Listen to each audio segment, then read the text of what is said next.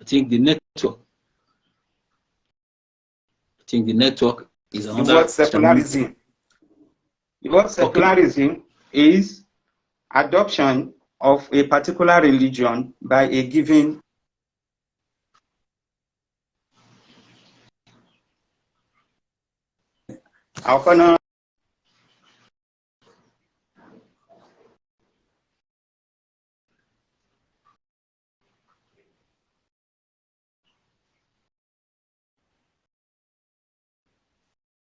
inside the program.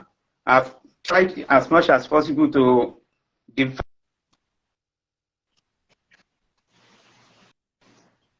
religion by a particular country, by a given country.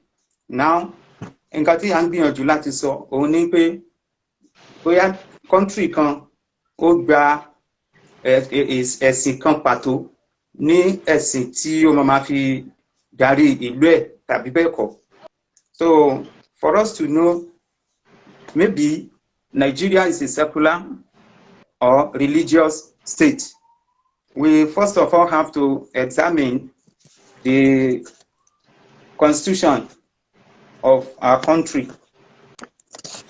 The constitution of our country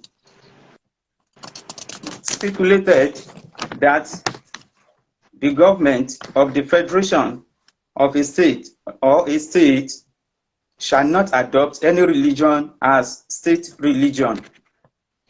I repeat,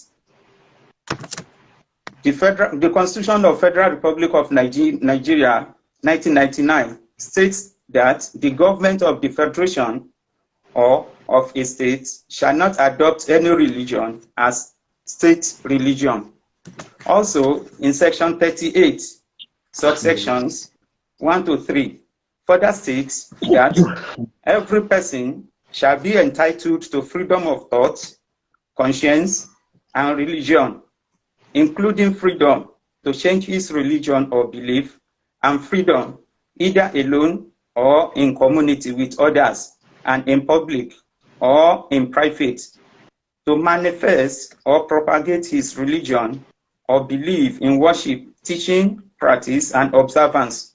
No person attending any place of education shall be required to take part in or attend any religious ceremony or observance if such instruction, ceremony, or observance relates to a religion other than his own or religion of his or her parents.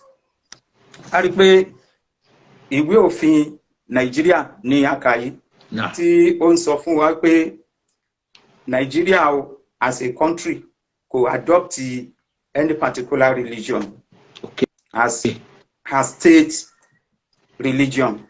If that should be the case, we will need to examine also maybe ìgbà wo ni secularism, ìgbà wo ni ó wà firmly established. This happened in the 19th century when every human activity became secularized. Nínú secularism, a rí pé secularism system of government ó characterized pẹ̀lú ọ̀pọ̀lọpọ̀ àwọn nǹkan kò bójúmu, gẹ́gẹ́ bí obìnrin tó lè múra bó ṣe wù kúrò nílé, àwọn míì á múra kúrò nílé, have nudity, àwọn míì á múra as they will look as if they do not even wear anything. In secular state, every other impurity are performed there. You see, one can drink alcohol, one can take alcohol as much as he or she wants. Yes. These are the characteristics of a secular state. But in religion, God is the ultimate authority and the source of information. Ní ìlú tí religion, tó bá mú religion as a state religion wọn, a rí pé níbẹ̀ wọ́n máa pa òfin mọ́ ní abẹ́ òfin Ọlọ́run ọba. Here we can examine Quran chapter 24 verse 42. The Almighty Allah says, and I quote, وَلِلَّهِ مُلِكُ السَّمَاوَاتِ وَالْأَرْضِ إِلَّا اللَّهِ الْمَصِيرُ وَإِلَى اللَّهِ الْمَصِيرُ. Unto Allah belong the sovereignty of heavens and earth, and unto Allah is the journeying or return.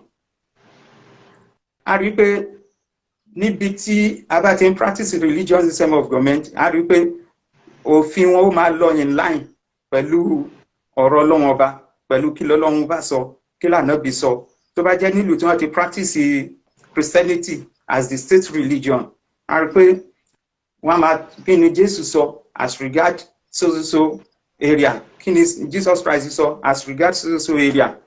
But tí a bá wá wo Nigeria ní àpapọ̀, ǹjẹ́ a lè pè ní a secular state or religious state? A kì í lè sọ pé Nigeria jẹ́ secular state, a dẹ̀ lè sọ pé ó jẹ́ religious state. Rọ́tà bá wo ìwé tó guide educational system wa ní Nigeria, a rí pé nínú ẹ̀ involvement government wà. Government ó support education in the National Policy of Education 1981, Section 9, Article 2. It says, opportunity will continue to be made available for religious instruction. No child will be forced to accept any religious instruction, which is contrary to the wishes of his parents. Also, in Section 15, Article 2, it says for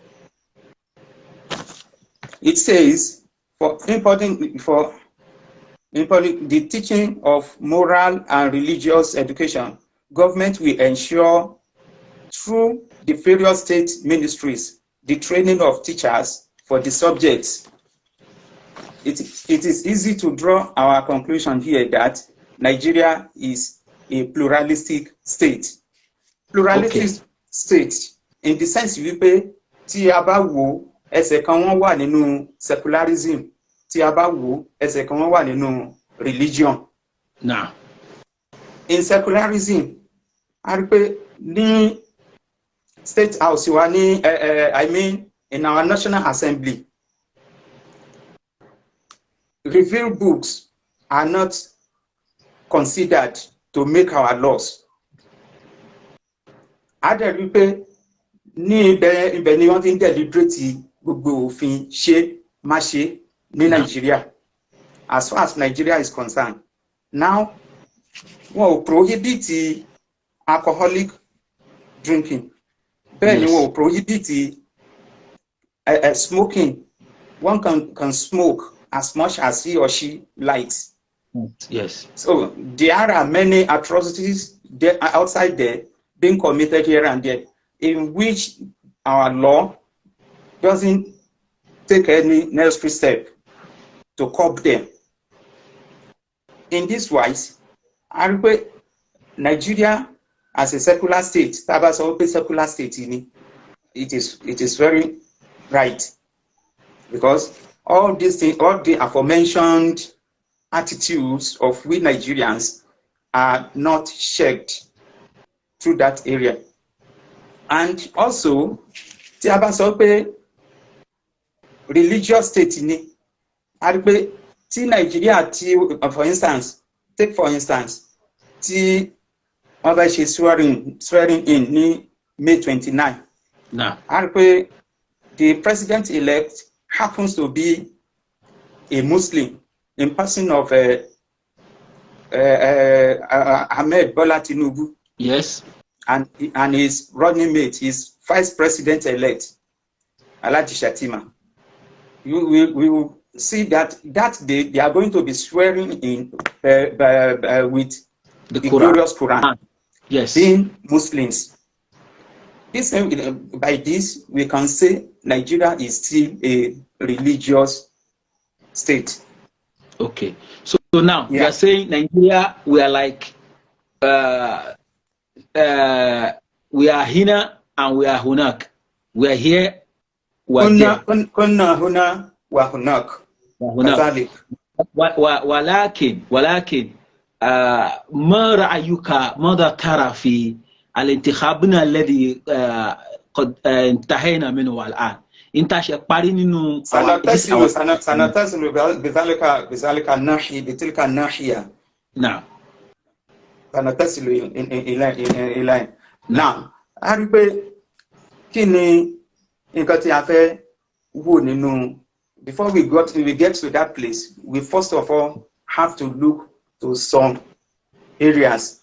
The area of the religious climate in Nigeria. A religious climate in Nigeria can be observed from two perspectives. Let us see our religious climate from two perspectives. I mean, from official perspective and non-official perspective. If I say non-official perspective, I mean our personal relationship, our personal interrelationship. In this regard, I know family me, Taleri, Muslim. In another family, there can be Christian.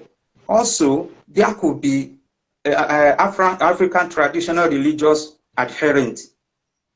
When we are talking of this, let us exclude the adherents of African traditional religion, because they have no much concern as regards what we are discussing here today. Because the African traditional adherents will not engage anyone in one kiosk or others. Yes. They are popularly based, they are mainly based on the practicing of their religion.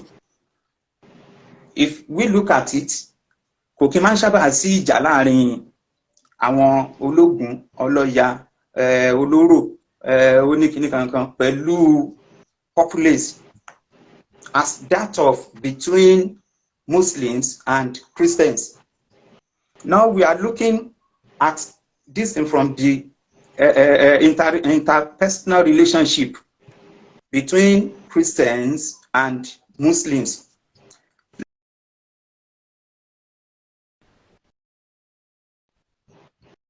Unofficial ground is always perfect, 100% perfect. We embrace one another, we interact with one another perfectly. There, we work in the same offices, we meet at the same market to buy our needs. Now, we have among a particular family members somebody who is a Muslim and another who is a Christian. Even a parent may be a Muslim while a child converts to embrace another religion. That doesn't spoil anything within both of them. We celebrate our Christmas together. We celebrate our Ileya festival together. We see among the children who have converted to embrace another religion, taking care of his or her parents when they celebrate their own festive. Say, Eid al-Fitri or Ileya, Eid al-Adha. They go to extent of buying Ileya rams and other ingredients that will be used to make it a delicious one. That is our interpersonal relationship. Very okay, very excellent. Out of this, both Muslims and Christians also form a political party under our politics. When it comes to this area, Aripe, Muslim and Christian, we are the same. We are always the same. You wouldn't be able to differentiate between a so-called Muslim and a Christian, because we are aiming at achieving a particular goal. Yes. And fair be candidate you are, wọ ibi tí a fẹ́ kó wọ̀.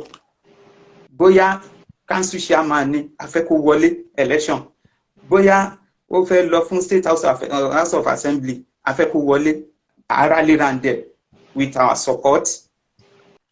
Àgbé wọlé. Ó máa achieve èmù yẹn fún gbogbo party members àtàwọn olólùfẹ́ wọn.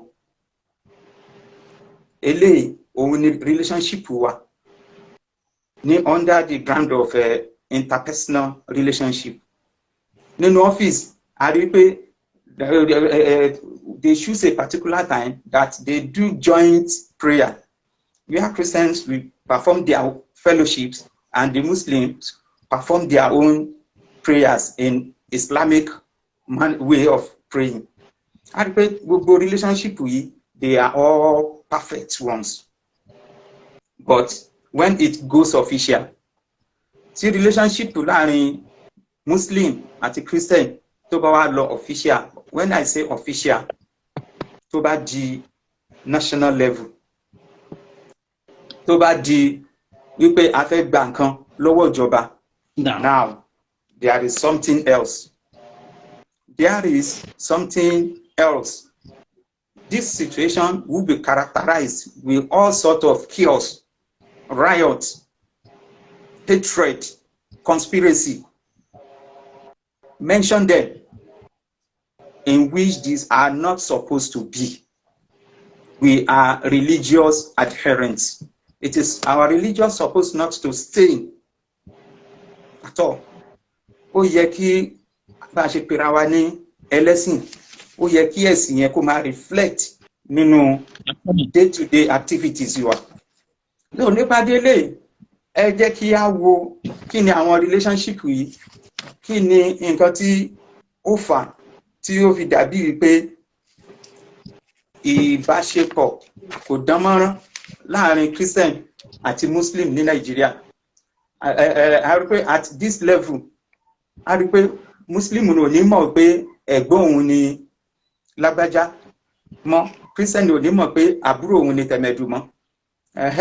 A rí pé nǹkan tó contribute sí, a lè pè ní nǹkan bí mẹ́ta àbí mẹ́rin. Kí ni àwọn nǹkan wọ̀nyí? Òun ni the missionary nature of Islam and Christianity. Tá bá wò, a rí pé Muslim àti Christian, àwọn méjèèjì wọ́n ṣe ìpèpè. They pass messages across to their audience. These messages, the same way the Muslims will pass across messages to their audience.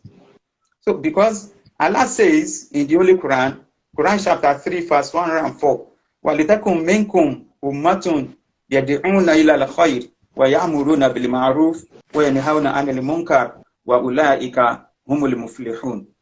A rí pé Quran ní pàṣẹ fún wa pé let there be some of you, let there be among of you, some of you that will be calling to that which is good. Ya'muruna bil ma'ruf. Jẹ́ kí wọ́n máa pa àwọn èèyàn láṣẹ pé kí wọ́n máa ṣe dáadáa. Wa yanhauna 'anil munkar. Kí wọ́n dẹ̀ máa prevent àwọn èèyàn from engaging themselves in social spices. Kí wọ́n máa jìnnà, kí wọ́n máa lé wọn jìnnà kúrò níbi ẹ̀ṣẹ̀.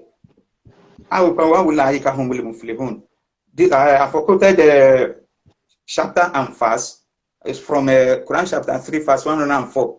A rí pé standing order lélẹ̀, though it is not the Quran does not make it compulsory to all Muslims to engage themselves in dawah, in mission. Therefore, it is fardu kifaya. Kì í ṣe gbogbo Mùsùlùmí ló máa bọ́ sáà máa pèpè. Walitakum minkum ummatun. Kí díẹ̀ nínú yín kí wọ́n máa pe àwọn èèyàn sójú ọ̀nà ẹ̀sìn. Bí ìwé tiwa bó ṣe pàṣẹ wípé ká máa pèpè sójú ọ̀nà ẹ̀sìn, bẹ́ẹ̀ náà ni ìwé àwọn Christian, bẹ́ẹ̀ náà ló pa wọ́n láṣẹ kí wọ́n máa pèpè sójú ọ̀nà ẹ̀sìn. But what kind of messages must we be passing across to our audience?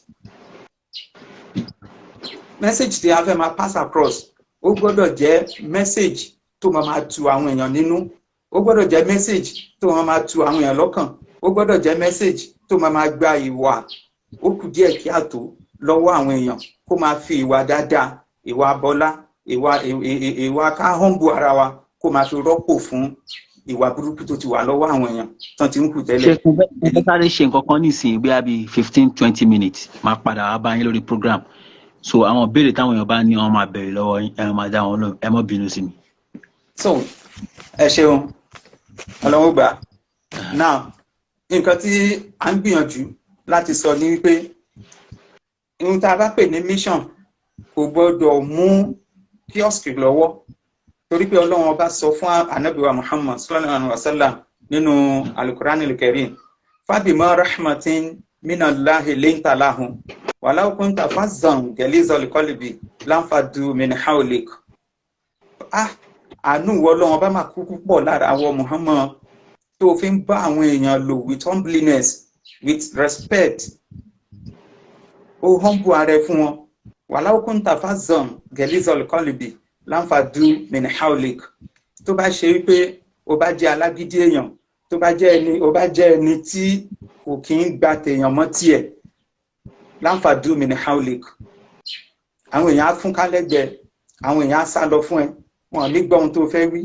The same way a so-called missioner should pass across his messages to people. A rí pé níbi àyà tí a kò tí Al-Quran ó fún wa ní guidance wípé tá a bá fẹ́ pè àwọn èèyàn ká má pè wọ́n in hatred manner, ká má pè wọ́n ní ọ̀nà tí kò ní tẹ́ wọn lọ́rùn, ká fi pẹ̀lẹ́pẹ̀lẹ́ bá wọn sọ̀rọ̀, ká fi pẹ̀lẹ́pẹ̀lẹ́ bá wọn wí ọ̀rọ̀ Ọlọ́run. So eléyẹn ni alákọ̀ọ́kọ́, the missionary nature of Islam and Christianity.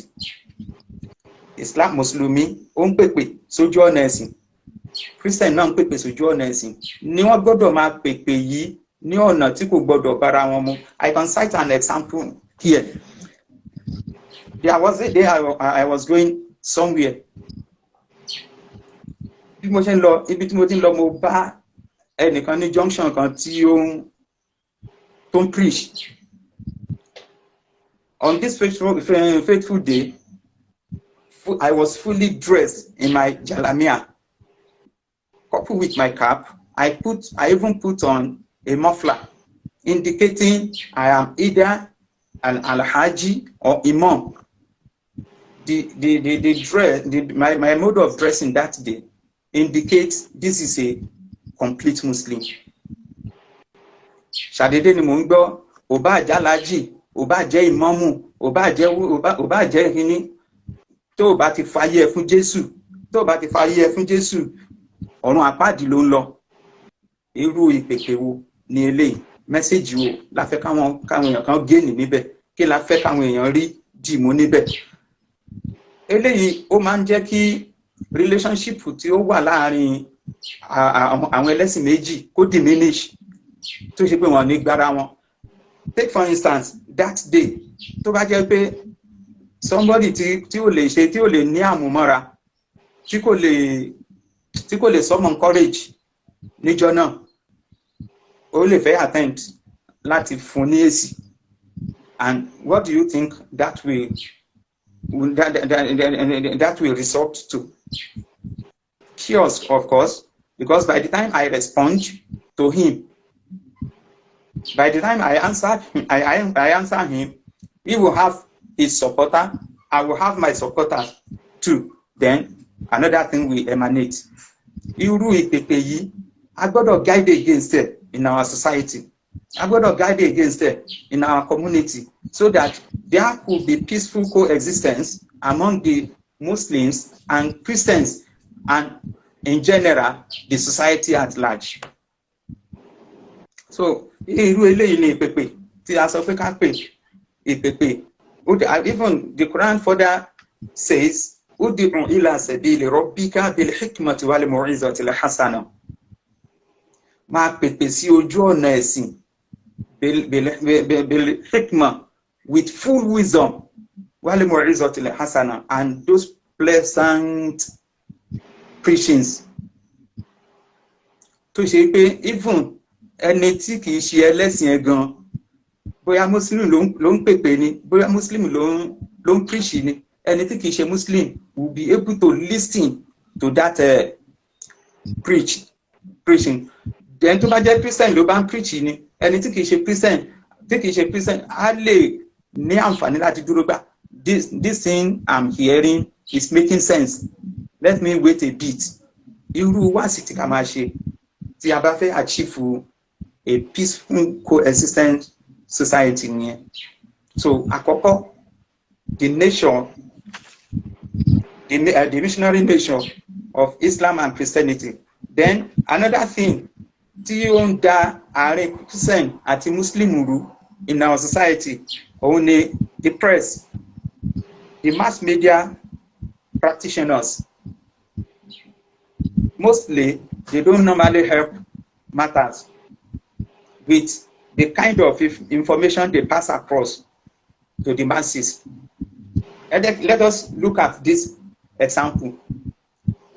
In the Second Republic in Nigeria, that is between 1979 and 1983, the then government wọ́n fún Christians wọ́n fún wọn ní 10 million ní pé kí wọ́n fi kọ́ church sí federal capital. Wọ́n fún Muslims wọ́n fún wọn ní 10 million pé kí wọ́n fi kọ́ mosque sí federal capital. Bí federal government ṣe release fund yìí, àwọn Muslims wọ́n gbà tiwọn. Nígbà tí wọ́n gbà, wọ́n rí pé 10 million yìí kò lè tó wọn kọ́ a befitting mosque. So as their normal way of generating funds, wọ́n task ara wọn, èlò ló wà lọ́wọ́ tẹ èlò ló wà kálukú fi oye tó wà lọ́wọ́ sílẹ̀ wọ́n fi kún 10 million bulk money tí government tó fún wọn. Wọ́n bẹ̀rẹ̀ sí ní kọ́ mọ́ṣáláṣí, wọ́n kọ́ mọ́ṣáláṣí lọ. Reporter tó débẹ̀ ó rí pé wọ́n kọ́ mọ́ṣáláṣí ni, ó dẹ̀ gbọ́ pé government ló fún wọn ní 10 million naira. So ìgbà tó máa report to case yìí, only government had allocated the sum of 10 million naira for Muslims to build their mosque in the federal capital territory. Kò dúró gbọ́ information tó kù wípé bí government ṣe fún Muslim ní 10 million bẹ́ẹ̀ ni wọ́n fún àwọn tó kù náà ní 10 million, the Christians. But kí ló delay àìkò bẹ̀rẹ̀ sí ní kọ́ ṣọ́ọ̀ṣì àwọn Christian nígbà náà? Òun ní some nagging issues wípé okay ṣé ṣọ́ọ̀ṣì tá a bá kọ́ denomination àwọn oníjọ́sìn olùmọ̀ máa wá síbẹ̀. Ṣọ́ọ̀ṣì yìí báwo la ṣe fẹ́ kọ́ nígbà tí simply because they will not enter each other's mosque to serve their God. Now issue wípé níbo la fẹ́ kọ́ sí wa, then ẹlẹ́kejì kí ni ṣé owó yìí tá a bá tiẹ̀ ní ká pín ọ̀nà mélòó la fẹ́ pín sí, church mélòó la fẹ́ pín sí. Eléyìí cause ìdílé nínú àti kọ́ church yẹn ní ọdún náà. The reporter has passed across another message that it is only Muslims that were giving 10 million naira to build mosque in Abuja. Now, eléyìí ó generate chaos, ó lóye ìgbà tí wọ́n fi jà ìjà yìí. Nǹkan tí à ń sọ nìyí, tá a bá wo orí social media wa, àwọn television stations wa, tá a bá wo orí social media, a rí pé ó kún fún misguiding and mischievings from the part of the mass media practitioners. In this wise, nǹkan tí à ń gbìyànjú láti sọ ní pé kí àwọn tí wọ́n wà ní ẹnu profession yìí kí wọ́n torí Ọlọ́run, kí wọ́n torí ànábì, èyí tí wọ́n máa ń gbé wa gúnra wa, it is getting too much. Kí wọ́n yé fi orí wa gbá ara wa mọ́. We are one. What we are agitating for is one Nigeria, is unity, mutual understanding between any tribe, any religion, and any society. Nípàdé lè a fẹ́ kí àwọn tí wọ́n wà ní orí profession yìí wọ́n torí Ọlọ́run kan torí ànábì Muhammad ohun tí wọ́n bá rí ní kí wọ́n máa sọ, kí wọ́n present information fún wa, kí wọ́n pass across information bó bá ṣe ṣẹlẹ̀, not with the aim of pé wọ́n lè make sales or kí wọ́n lè gain more audience. So a bá wo alukuran wo nínú Quran, Ọlọ́run bá sọ fún wa pé látẹ̀kùn mọ́ laysa laka bihi ilmun inna sam'a wal fu'ada wal basra wa kullun ulaika kana anhu mas'ulan. The more reason why tí ẹni tí ó bá rẹ̀ lórí profession yìí tó fi gbọ́dọ̀ wà extra careful, òun ni pé kó bẹ̀rù Ọlọ́run ọba tó máa dé sí lọ́dọ̀, torí pé Ọlọ́run ọba ní ká máa kó máa yérú ẹni bẹ́ẹ̀ pé látẹ̀kùn mọ́ laysa laka bihi ilmun, nǹkan tó nímọ̀ nípa ẹ̀ alukurani ni máa sọ, ihun tó bá rí, ihun tó bá gbọ́n, ihun tó bá gbọ́ ni kò present.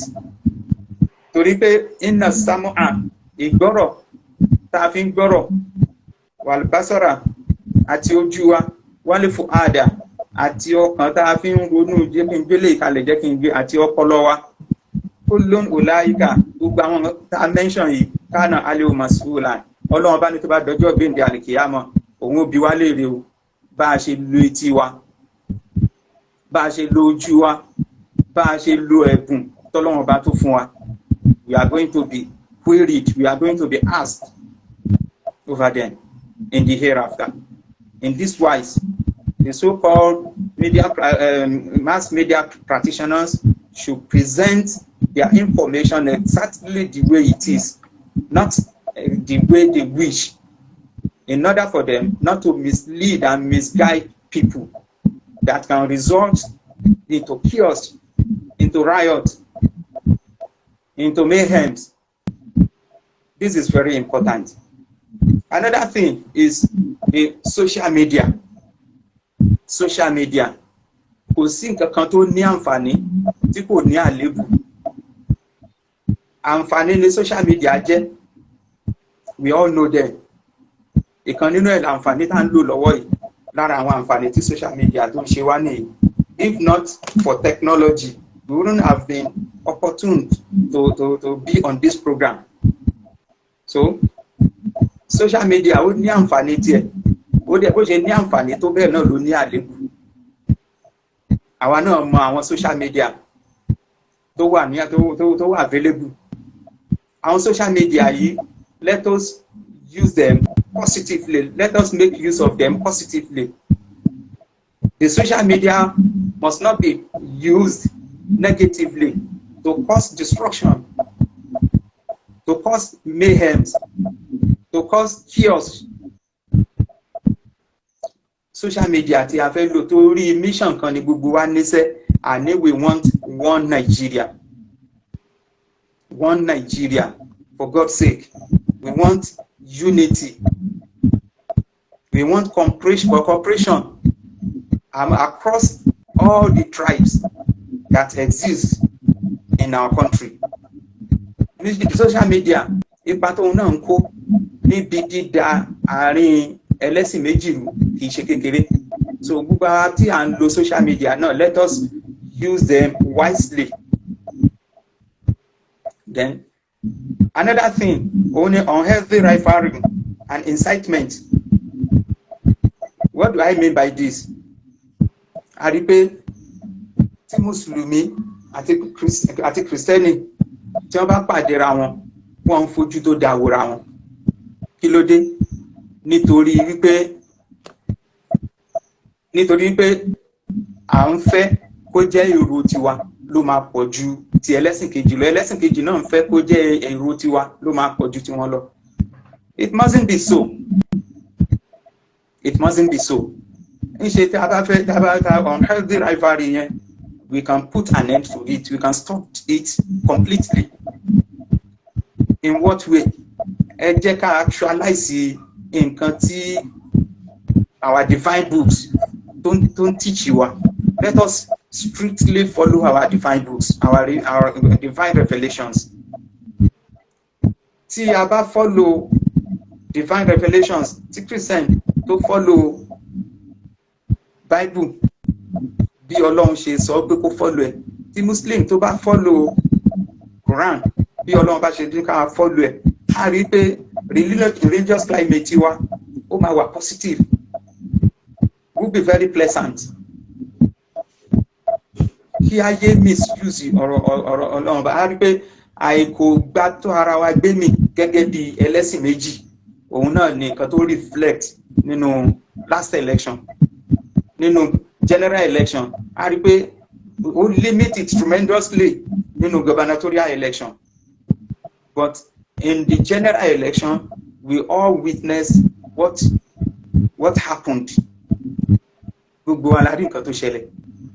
Gbogbo ibi tí a rò bí bóyá a máa bá ìbẹ̀rù Ọlọ́run bá ń bẹ̀, a rí pé a bá ìbẹ̀rù Ọlọ́run. A rí pé ọ̀pọ̀lọpọ̀ ilé ìjọsìn we turn it to be a political ground, a campaign center. I've been engaging in casting votes in this country for quite a long time. The like of this one that I've just passed is nothing to write home about, simply because àwa tí a jẹ́ religious leader kò yẹ ká sọ̀rọ̀ wa di politicians. Àwa bẹ̀rẹ̀ sí ní, even to a certain extent, I rí religious leader tó gbé ballot paper dání tó ń sọ fún pé, as if forgotten, for God's sake, that among the audience, among his followers, there are other people that are not members of his party, so they belong to another party in one way or the other. How, for God's sake, should we religious leaders be compelling our followers to vote for a particular candidate? Òun ló fà tó fi jẹ́ pé kí general election tó kọjá yìí ó wá dàbí wípé báwo làwọn ẹlẹ́sìn kan ṣe gbé lórí, báwo náà ṣe gbé léyà tó yìí. For God's sake, ihun tí evangelism wa, ihun tí mission wa tó gbé lọ́wọ́, tí message wa tó gbé lọ́wọ́, òun ni evangelism. Òun ni ká impact God consciousness sí ọkàn àwọn followers wa, sí ọkàn àwọn audience wa, ká jẹ́ kí àwọn audience wa kí wọ́n rí ìbẹ̀rù Ọlọ́run Ọba látara our form of preachings. Òbámu tó a rí pé irú nǹkan yìí ó lè prevent mutual understanding, not only among the Muslims and Christians, but in the society at large. Because pẹ̀lú nǹkan tó ṣẹlẹ̀, even long before the election, it has been happening. Yeah, it has been happening. There was a day I was doing, mo pàdé a family tí wọ́n lọ sí ilé ìjọsìn wọn, church to be precise. Bàbá yẹn gbé ọmọ kékeré kan lọ́wọ́, àwọn ọmọ ẹ̀ méjì tó kù wọ́n rìn níwájú ẹ̀, ìyá wọn tẹ̀lé ìyá wọn tẹ̀lé wọn. I wanted to meet with the children.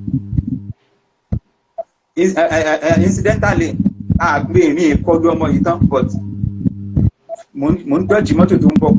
If you can see the kind of eyes that the man takes to look at me, it was something else, as if we have known each other before. So I was forced to ask him, man, please, you can see this is a mistake. And eventually I did not touch the baby. Despite the fact that I didn't touch the baby, I was making an attempt to say sorry to her. But the way you look down at me is not good. It's not good. So he couldn't see anything because he knows I caught him red-handed. Kò yẹ kó rí bẹ́ẹ̀ torí pé à ń ṣe ẹ̀sìn. Ká máa poison mind ara wa. Ká máa poison mind àwọn followers wa against àwọn pé ihun tá a bá kọ́ wọn nínú ilé ìjọsìn, wọ́n mọ̀ pé àwa la next sí Ọlọ́run torí pé àwa ni ìṣù ayé, àwa ni Ọlọ́run bá rán sáyé, pé ká máa fi ra wa mọ̀nà. Irú nǹkan yìí náà ló reflect nínú general election wa, as I've said earlier. Táwa ní Mùsùlùmí, tá a bá sọ mọ́ṣáláṣí wa tá a bá sọ di campaign ground táwọn oníṣọ́ọ̀ṣì tí wọ́n bá sọ ṣọ́ọ̀ṣì wọn di campaign ground ibo làwọn èèyàn fẹ́ sá sí ibo làwọn èèyàn fẹ́ rìn sí àwa mùsùlùmí tá à ń pèpè sójú ọ̀nà ẹ̀sìn ẹ jẹ́ ká máa pèpè wa bí Ọlọ́run bá ṣe sọ wípé ó dìkùn ila sabili rabbika bil hikmati wal mau'izati al hasana ẹ máa pèpè sójú ọ̀nà ẹ̀sìn pẹ̀lú ọgbọ́n pẹ̀lú ìmọ̀ pẹ̀lú òye. Keep your kind of preaching come and characterize with hatred. So nípàdé lè ihun tí Ọlọ́run bá gbélé wa lọ́wọ́ ó kọjá ihun tí a rò bí ó wà lọ́wọ́ wa. Ẹ jẹ́ ká mọ̀ pàtàkì ihun tí Ọlọ́run bá gbélé wa lọ́wọ́.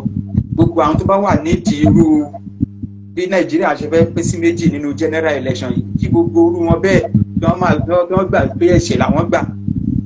Àwọn ṣe Ọlọ́run ọba a dẹ̀ ti rí lórí social media náà nínú wọn tó ń kúnlẹ̀ sí iwájú pulpit tó ń ṣe Ọlọ́run. We have committed sin against you, O Lord, in this last election. God forgive us. Oh, necessary. It is very necessary. Gbogbo àwọn tá a bá engage ara wa in that attitude, tá a bá portray ara wa fún àwọn èèyàn as campaigner and not as a preacher. Eléyìí kú púpọ̀ kí a tó ẹlẹ́sìn ni wá, Ọlọ́run ọba tó dá wa kò dẹ̀ separate wa. Sincerely Ọlọ́run ò separate wa. Ihun tí ó yẹ kó jẹ gbogbo wa lógún òun ni pé whoever tọ́lọ́run bá ní kó win election ẹ jẹ́ ká jọ gbárùkù tì, ẹ jẹ́ ká jọ surround ẹ̀. Ihun tá à ń fẹ́ kó ṣẹlẹ̀ ni wípé irú sufferness ti irú generation tiwa yìí tó ń suffer káwọn ọmọ wa kí wọ́n má padà kí wọ́n á suffer kárí ẹni ire kọ́lọ́ ń gbé èèyàn rẹ̀ dìde láti bá wa tún ìlú yìí ṣe. Whoever tọ́lọ́run bá dẹ̀ ti wá yàn Ọlọ́run yàn nìyẹn torí pé Ọlọ́run bá sọ pé kúlílà máàlíkà lè múlíkì tó tí lè múlíkà máa ń taṣà وتنزع لملك ممن تشاء وتعز من تشاء وتذل من تشاء بيدك الخير إنك على كل شيء قدير. There is always another time. Ẹni tí ó wọlé lọ́tẹ̀ yìí ó lè wọlé nígbà míì. And by the virtue of Nigeria Constitution, the Constitution has totally emphasized this kind of situation. Because after a particular election, Mr. B may not agree with the result. Mr. C may not be agreed with the result of election. In such a situation, let such a person approach the tribunal. Ká lọ sí tribunal. Tí ó bá tẹ́ wa ní tribunal, ká lọ sí appeal. Then láti appeal tí ó bá tẹ́ wa lọ́rùn ká lọ sí Supreme Court. There is laid down arrangement that if strictly followed, irrespective of the announced result, there won't be any cause for violence in our society. Ìjọba tó ṣe constitution, wọ́n ti ṣe ọ̀nà àbáyọ sí. Let us strictly follow the arrangement. Let us strictly follow the constitution. Kó má jẹ́ pé torí àdìbò làwùsá ò ṣe ní fún Yorùbá lọ́mọ mọ́. Kó má jẹ́ torí pé àdìbò ní Ìgbò ni ò ṣe ní fáwùsá lọ́mọ mọ́. Ní Yorùbá ò ṣe ní fún Ìgbò lọ́mọ mọ́. Polite, especially ẹ̀wọ̀n nǹkan tó ṣẹlẹ̀ lẹ́kọ̀ọ́. Àtìgbà wo náà ti sọ Lagos is no man's land. Bó ti pẹ́, bó ṣe wá jẹ́ nígbà tí election dédé ẹ̀ṣẹ̀ wá reflect. Nígbà tá a bá ń gbọ́ tẹ́yàn sọ pé Lagos is no man's land. We have to win Lagos by all means.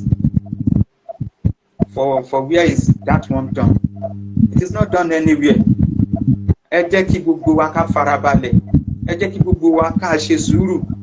Ẹ jẹ́ kí kálukú wa whatever profession tí a bá bára wa, let us practice diligently in such a way that it will not cause any misunderstanding. It will not cause any chaos. It will not cause any mayhem.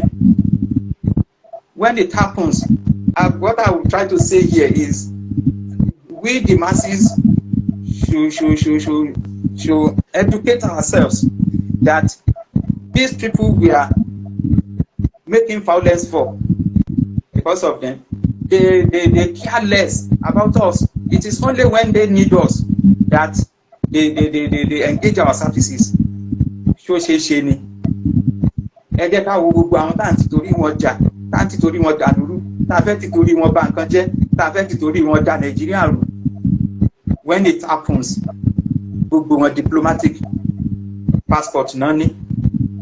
At any time they can go out of the country. Jọ ẹ̀gbọ́n mi, àǹtí mi, bàbá mi, ìyá mi, àwọn tá à ń lo àwọn ọmọ ọlọ́mọ negatively against the society. Passport wo la wà ní?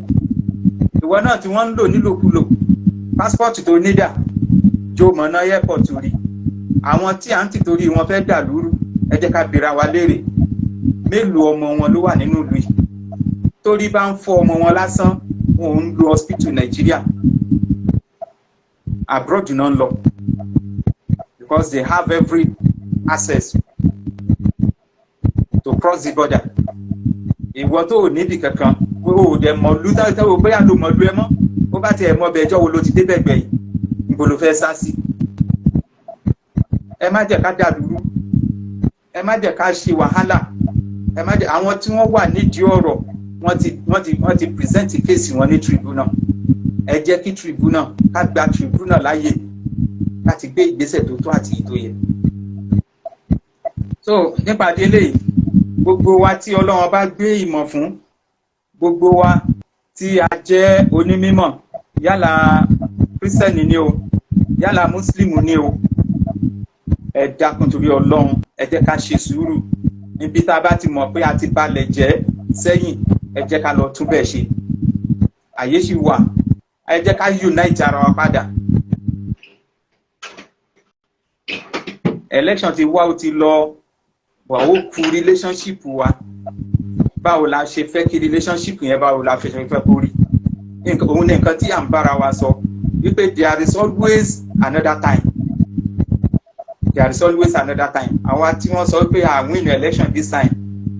2027 is just around the corner. Tí wọ́n bá láà win náà ni, ẹ jẹ́ ká fi gbogbo ẹ̀ tì sọ́dọ̀ Ọlọ́run. Àbí torí kí la ṣe ń lọ sí ṣọ́ọ̀ṣì, ṣe bí torí Ọlọ́run. Torí ta la ṣe ń lọ sí mọ́ṣáláṣí, torí Ọlọ́run ni. Tí wọ́n bá láà win náà, tí wọ́n bá fẹ́ búra fún wa, kí wọ́n máa fi búra fún wa. It is either Bible or Quran. Kí ló dé? Ṣáà gba Bíbélì yẹn mọ́ ni? Àgbà gbọ́ mọ́. Ṣáà gba Quran yẹn gbọ́ mọ́. Ó dọwọ́ ẹnì kọ̀ọ̀kan wa. So bí gbogbo ẹ̀ bó ṣe wá rí, bó ṣe rí yìí, kí ni ọ̀nà àbáyọ? There is still a way out. Kò yẹ kí àárín àwa tí a jẹ́ Muslim àti àwọn tó ń jẹ́ Christian kò yẹ kó dàrú. Bẹ́ẹ̀ sì ni kò yẹ kí àárín àwọn tó ń jẹ́ Christian àti àwa Muslim náà kó dàrú, torí pé ọmọ ìyá ni wá. Wàláhì ọmọ ìyá ni wá. Ọmọ ìyá ni wá. A gbọ́dọ̀ fi ọ̀rọ̀ ẹlẹ́sìn dé ẹ̀sìn òde. A gbọ́dọ̀ fi dá the peaceful coexistence among us. A gbọ́dọ̀ fi dàrú.